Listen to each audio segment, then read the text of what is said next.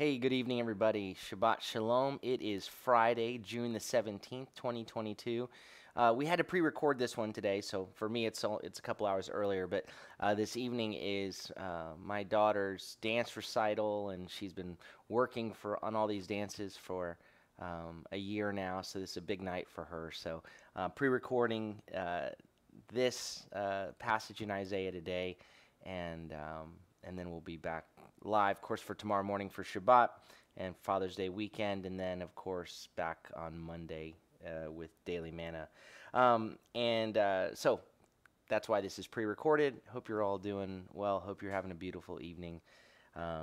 We're going to continue through Isaiah chapter 11, right? Isaiah chapter 11, I don't know to me, the passage, we're going to reread the passage from yesterday. It's such a powerful, incredibly beautiful passage.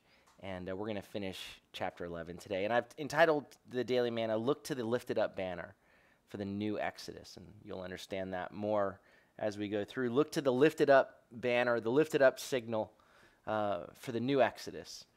Let's reread verses 1 through 9. Isaiah chapter 11, verse 1. It says, Then a shoot will come forth out of the stem or the stump of Jesse. Again, and it says, and a branch, a netzer, will bear fruit out of its roots. That branch or that sprout. The word netzer means branch or sprout. But when Yeshua HaNetzeret is Yeshua the Nazarene, but it's Yeshua the branch as well. The word Nazareth is from this word netzer. So then a shoot will come forth out of the stump of Jesse, and a branch will bear fruit out of his roots. The Spirit of Adonai will rest upon him, the Spirit of wisdom and insight, the Spirit of counsel and might, the Spirit of knowledge and the fear of Adonai. So this one is coming, the shoot from the stump of Jesse. Right? So this is not, it's always, and we talked about this yesterday, it's always said, compared to all the kings he was like his father, David. But nobody else other than David is called son of Jesse. But this one is the Davidic king. And this is the one who will bring the rule that God has intended to his people. His delight will be in the fear of Adonai. He will not judge by what his eyes see, nor decide by what his ears hear, right? He'll have an understanding that goes beyond the surface. So there's true justice because there's true understanding, true knowledge. It says, but with righteousness he will judge or govern the poor or the insignificant ones, the small ones is what it says, and decide with fairness for the poor of the land. He will strike the land with the rod of his mouth, and with the breath of his lips he will slay the wicked. Verse 5, also righteousness will be the belt around his loins, and faithfulness the belt around his waist. And then we get this picture of what the world looks like under his rule. And it's a restoration. It's all things being made new. It's life as God intended. It's Eden all over again. It's Eden anew. It says the wolf will dwell with the lamb. The leopard will lie down with the kid, with the baby goat. The calf and the young lion and the yearling together. And a little child will lead them, right? So this is this picture of rather than there being constant fear and anxiety and one's going to eat the other and then you don't want your child there, there's total peace, total shalom. This is the cow and the bear will graze. Their young ones will lie down together, and the lion will eat straw like an ox. So now you even see where you're not afraid of the lion. The lion's diet is no longer a diet of death, of killing another animal, but even in the natural order of things, things are restored to death is dead. And so verse 8, a nursing child will play by a cobra's hole, and a weaned child will put his hand into a viper's den. The idea that you could experience that without fear, it's counterintuitive. The idea of that kind of reality is almost beyond comprehension. It feels fantastical.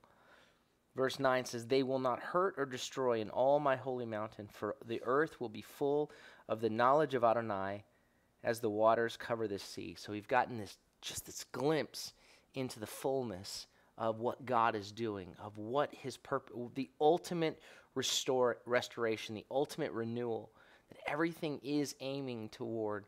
The Lord kind of gives us a peek to the back of the book and says, listen, this is all going in this direction. Verse 10, it will also come about in that day that the root of Jesse, Shoresh Yishai, will stand as a banner for the peoples. The nations will seek for him. They will darash, they will investigate, they will look for him, seek for him, and his resting place will be glorious. So this idea that not only is he the shoot of Jesse, but he is the root of Jesse, means that the Messiah not only descends from David, but he is the source of the Davidic line. And it says he will be a banner. He will be a signal. The Hebrew word is nes.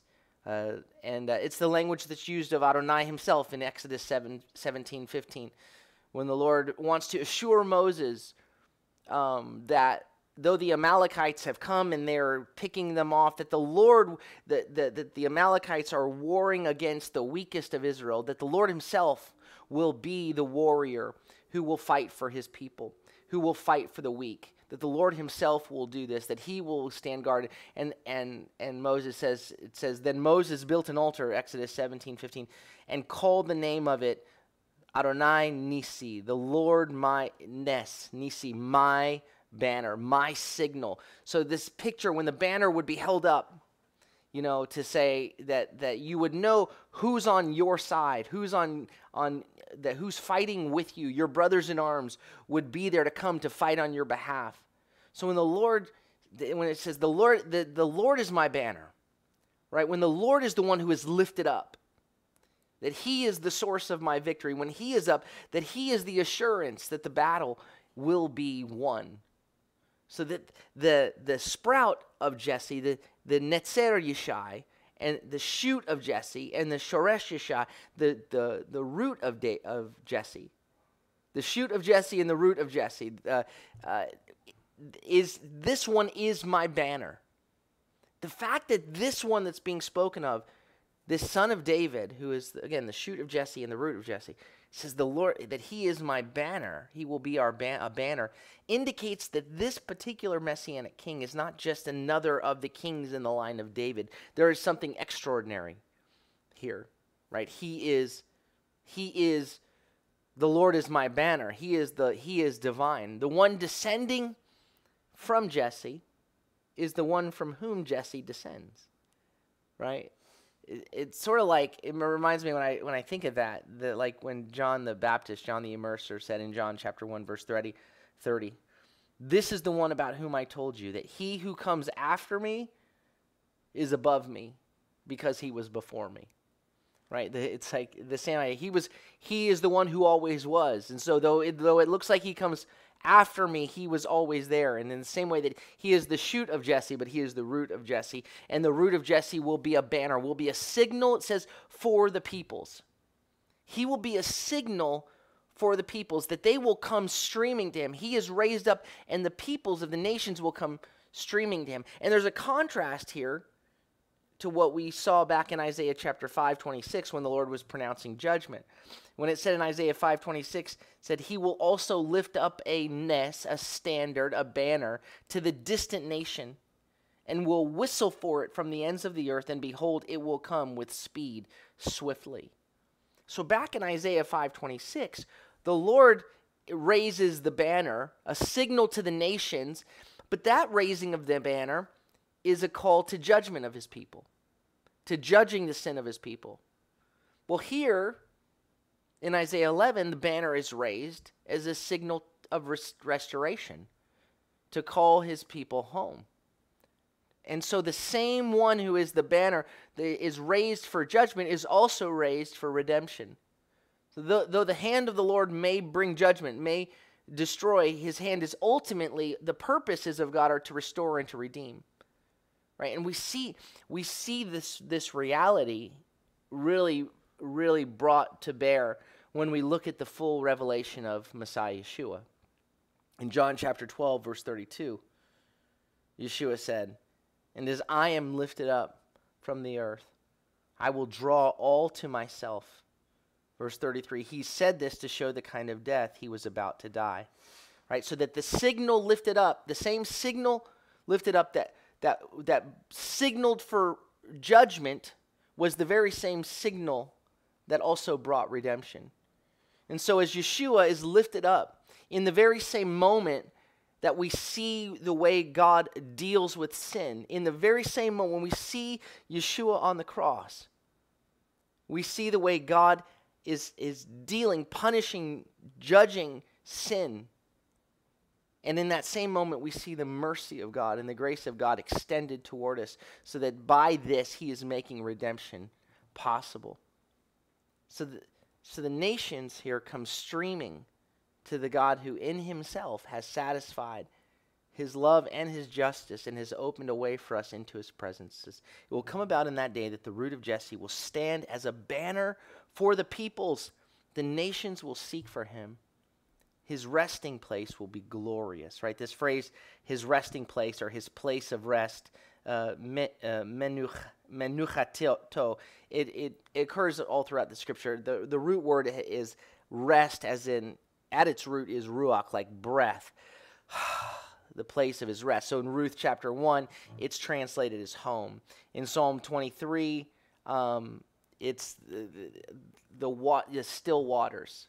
The waters of stillness, of rest. The Lord's my shepherd. He leads me beside the restful waters, the waters of home, the waters of a resting place.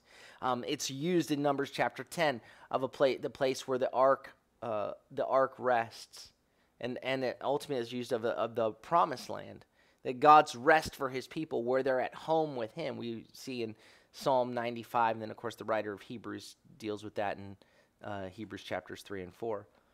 So that here we see when Messiah comes home, the nations will seek for him, and when his resting place will be glorious because the Lord, the glorious one, is there. Verse 11, it will also come about in that day, and it says, and it will be in that day that my Lord will again redeem a second time with his hand the remnant of his people who remain from Assyria, from Egypt, from Pathros, from Cush, Elam, from Shinar, from Hamath, and from the islands of the sea.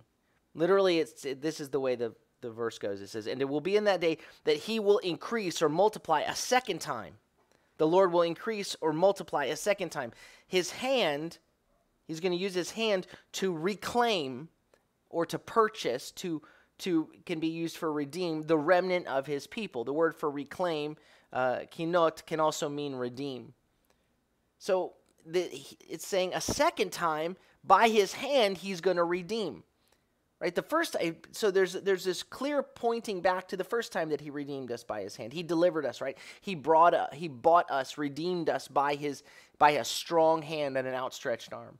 We read in Deuteronomy 4:34 and 35, the Lord says, has any God ever tried to come to take for himself a nation from within a nation, by trials, by signs and wonders, by war, and by a mighty hand and an outstretched arm, and by great terrors, like all that Adonai your God did for you in Egypt before your eyes? You were shown so that you might know that Adonai is God. There is no other besides him. So he's done it before. This emphasis on it is now for a second time, it said, right? It says a second time he's going to redeem with his hand. It'll come about in that day that the Lord will redeem a second time with his hand, the remnant of his people who remain, right? He's done this before, but now this pointing to a second time, this new Exodus, it points to the original Exodus, but now this is a much larger Exodus. This is a much more vast Exodus. The first Exodus, the whole of Israel were in Egypt, and the Lord brought them all out. But now this will be, he opens up kind of, Assyria is at the core of what everyone's thinking about now, so he says he's going to bring back from Assyria, from the east. He's going to bring from the west, from Egypt and from Patros, which Patros was part of. It's the Nile Valley, it's Upper Egypt. From the south, from Cush, from Ethiopia. And by the way, even though you can't see it in our translation, each one says from this place, from Cush, from Elam, from Shinar, from Hamat. It's from each place he's gathering. From the east, from the west, from the south, from the north. Hamat is in the far north, right? And then to the far-flung islands, from all over. This is a gathering, not just from the one place, but from all over, bringing back the remnant, the remaining ones of his people from all throughout the globe, from every direction, right? This completeness, the fullness suggests that the names of these nations were not simply being used literally per se, but it's pointing to from every direction. It's kind of this figurative picture to say God is able to restore his people from everywhere. It says, there is a day that is coming when the Lord will gather the godly remnant of his people a second time, right? So the first time was the Exodus from Egypt. And and the second time, you have people think, well, it's not just referring to the Babylonian exile. Babylon is mentioned there when you see Shinar and Elam. That points to like Babylon, Mesopotamia, Persia, that area. So this is exceeding that. This is beyond that. This is pointing to a time, you had, after the destruction of Jerusalem in the year 70, and then even after that, where you had the Bar Kokhba revolt in the years 132 to 135, the people of God, the people of Israel were scattered throughout the world, exceedingly scattered, right? And so there's a day that's coming. He says, in that day, the end of the age, there's going to be this new and this greater exodus, that the shoot of Jesse and the root of Jesse will be raised up, a signal, and the nations will be coming to him. They will be seeking the Lord, and there will be a remnant of his people. It will be a call to his people from every direction. And so we see this now reiterated in verse 12. It's kind of restated now in a more poetic way. It says, he will lift up a banner for the nations and assemble the dispersed of Israel, that he will gather, it's kind of gather. He'll harvest in the banished ones of Israel. And he will gather, collect together the scattered or the dispersed of Judah from the four corners of the earth. Right?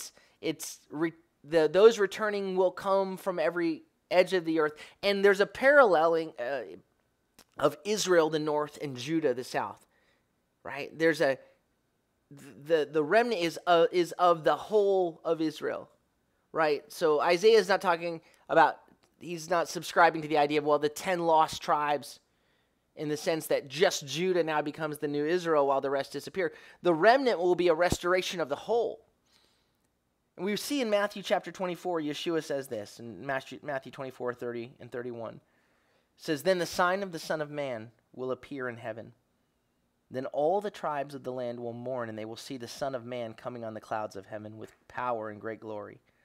He will send out his angels with a great shofar, and they will gather together his chosen from the four winds, from one end of heaven to the other. And so you see that imagery here in Matthew, or in Isaiah 11. He will lift up a banner for the nations and assemble the dispersed of Israel and gather the scattered of Judah from the four corners of the earth. Verse 13. Ephraim's envy will end. Those hostile to Judah will be cut off. So, the throne, the Davidic throne was always remained in the southern kingdom. After Solomon, the kingdom was divided when Rehoboam was king. And remember, right from the beginning, Jeroboam, though he had received a promise from the Lord that if he would walk in God's ways, that he would, the Lord would give him a kingdom and a throne, and God would bless him. But he immediately he was insecure. Well, if everyone's going to Jerusalem to worship, then I'm going to lose my kingdom. And he, instead of trusting the Lord, he began to try to set up some other counterfeit worship.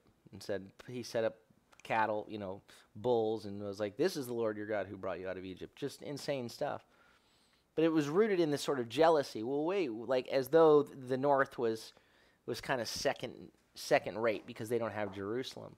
And so there's this envy that Ephraim, that the northern kingdom has had, sort of being like the the lesser.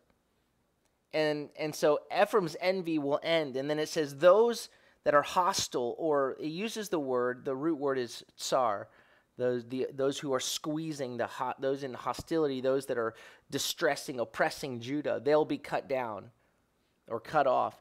It's interesting too that the word for cut down is also it's karat, which is the word that's used for circumcision that has to do with the cutting of a covenant as well. So that you can also, what you're seeing here is all of that which defines the human existence of jealousy and hostility, that it's brought to an end, that it's completed, it's averted, and then it's cut off, so that those who've been hostile to Judah, it could be either they're cut down or the picture of them being even brought into covenant can be available here.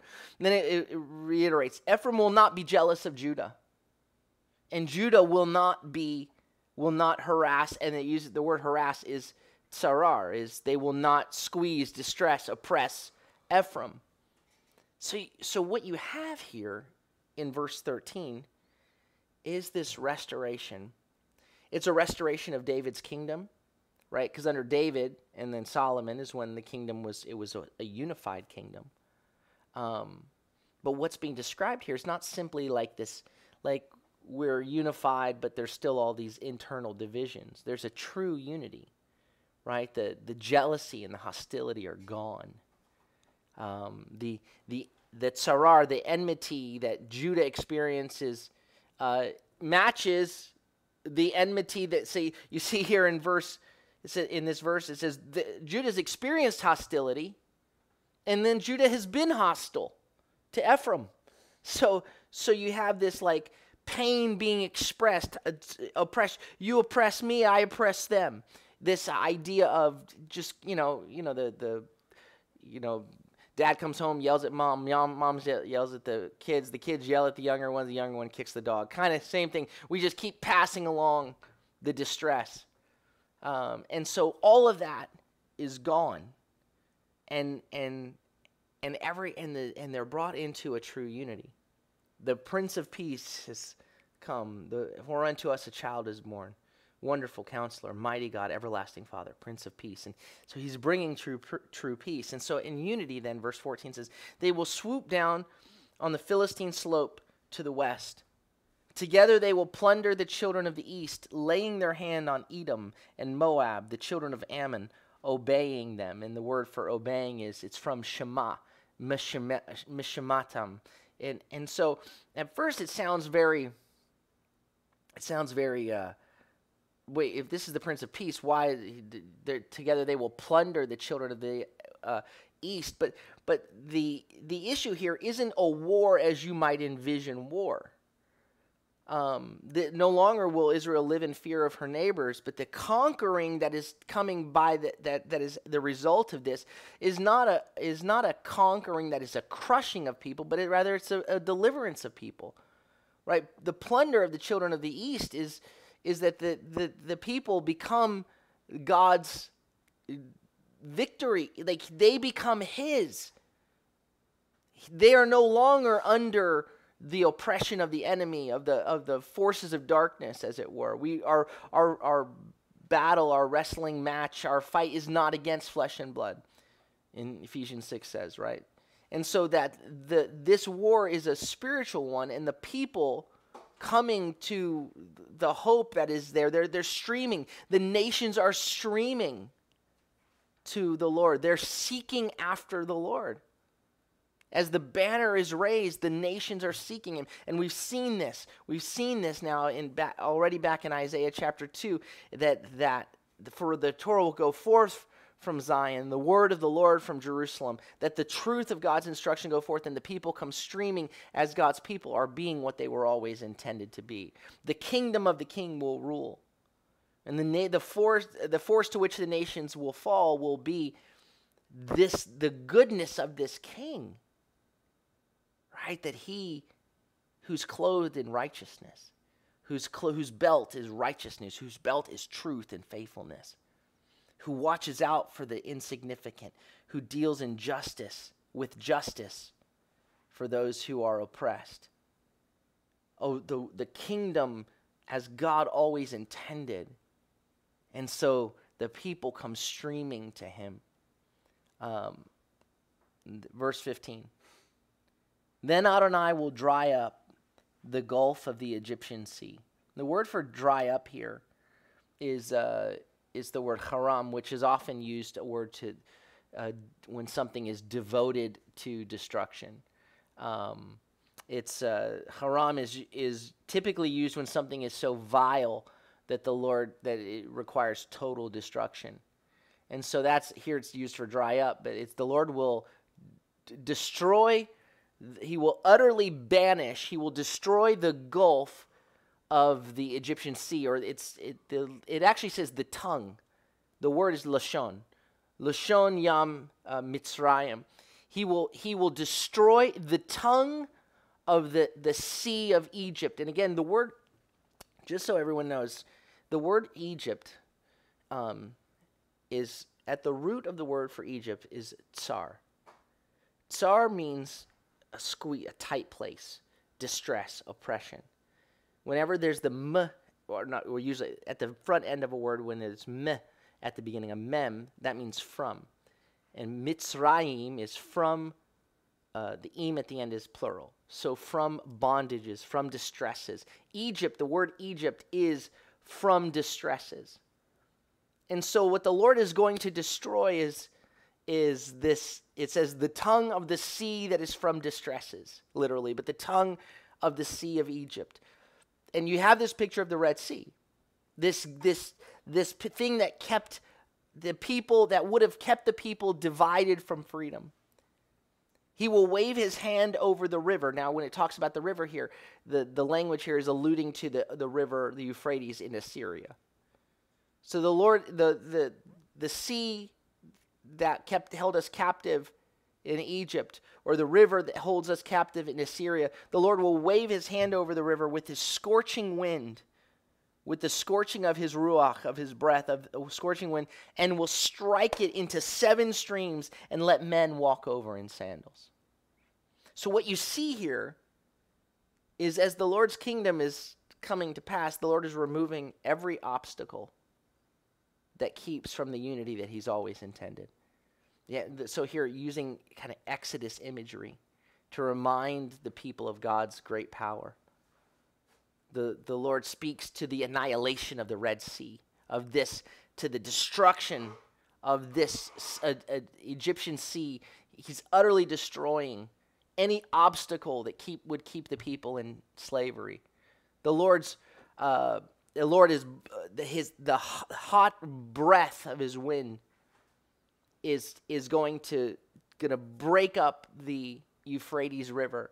So all these natural barriers, they're a picture sort of humanity's sinful divisiveness, the things that keep us separated from the unity that God intends us for us. That he indeed is making us the one new man. That he is bringing us into the unity that he always intended for us. And as he did before, the Lord will strike the tongue or the bay or the gulf of the Red Sea. And just as he used when you look at the Red Sea event, the Lord blew a strong east wind, and he blew his breath so that his people could walk across in sandals on dry ground. And so in the future, there's a blowing of a scorching breath of wind that will strike the Euphrates, so that there will be return from every direction. It will the searing wind will divide the river into 7 stream beds, which people will be able to cross without even taking off their sandals. It'll be as on dry ground.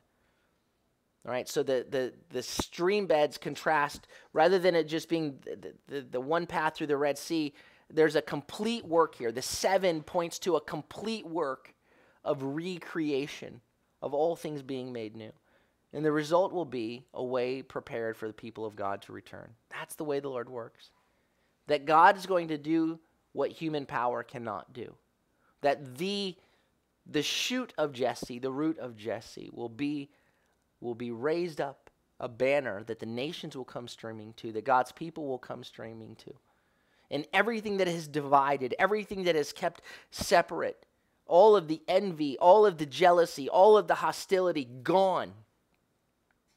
Everything that keeps us divided, the Lord is not dealing lightly with it. That divisiveness, that stuff, his hot breath blows against, and there's a complete work that's done. What we can't do, he will. And so verse 16, so there will be a highway. And the language for highway is this picture of sort of a piling up of stones. It's a raised highway. It's a bridge. There will be a bridge, a highway for the remnant of his people who remain from Assyria, as there was for Israel in the day they came up out of the land of Egypt. Right? So what he did before, there's a new exodus that's coming. There is a bridge that's being built that can bring, that just as he did before, bringing his people out of slavery, out of bondage, into freedom. Right? God will prepare the highway to lead his people home, just like he guided the Israelites out of Egypt and through the wilderness. He is the banner. He is the signal. He is lifted up so that all would come to know him. He is lifted up, the signal for this is the way to the new Exodus. His way, the way of the cross, the way of him being lifted up. That breaks hostility, that breaks the jealousy, that breaks the divisions, to make all things new. That's what he's doing. It's this amazing picture here in Isaiah chapter 11. All right, well, sorry I can't greet everyone today because I'm not sure who all is on, but I'm sure I probably could name everybody that's normally on. And so love you guys, and thank you for faithfully joining together, encouraging one another, and let the Lord's word just continue to strengthen you, remind you that he is at work, that what he said will be done, that you can walk through whatever difficulties you're facing because the hope that he gives us is true, is indeed, it will be. It is as though it is already done. So hold firm to that promise. Amen? All right. Well, Shabbat Shalom.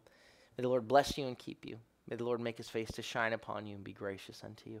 May the Lord lift up his countenance upon you and give you peace. Shabbat Shalom. Have a beautiful evening.